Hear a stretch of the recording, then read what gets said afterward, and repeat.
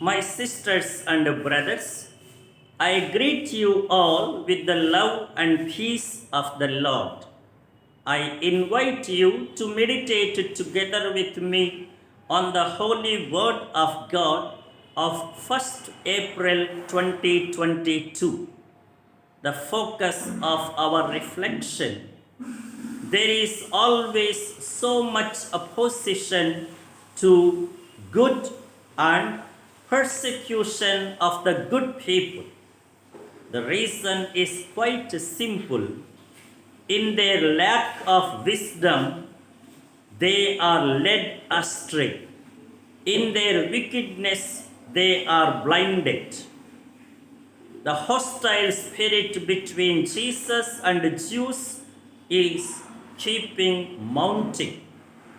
They seek to kill him.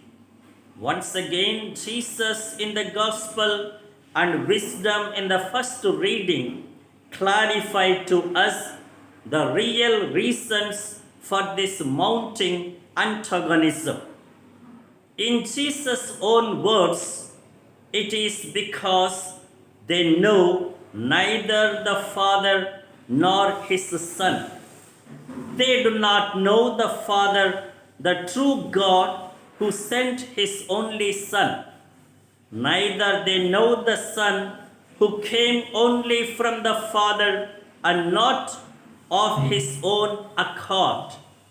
Instead, the Jews were caught up only with the superficial and secondary details like his human birth, the place and conditions of his birth, and his human parents. Now, the words of first reading apply exactly in the case of Jesus. They are hostile to Jesus because they are ungodly. All the ingredients of this ungodliness become perfectly matching to the case of Jesus. They reason unsoundly.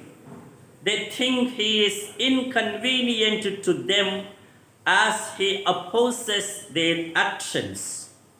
He reproaches them for their sins, their base and unclean ways. He becomes a reproof of their thoughts. The very sight of him becomes a burden to them.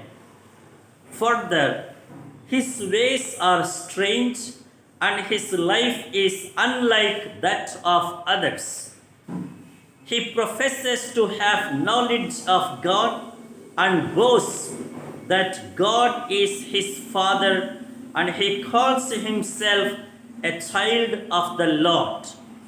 He claims that God will protect the righteous and recompense the holy and blameless with the prize of happiness and life.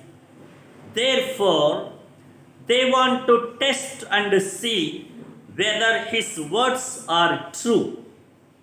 They want to subject him to insult and torture to the extent of a shameful death. Their reasoning is simple.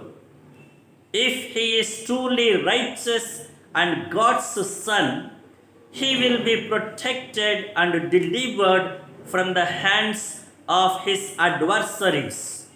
He will remain gentle and forbearing. And now the direction and the directive for our life. Many may think like the ungodly in the word of God, that is, to test and see the authenticity of the goodness and the holiness of good and God-fearing people. But do they realize that they are making themselves liable to God's judgment? Who are we to put others to the test?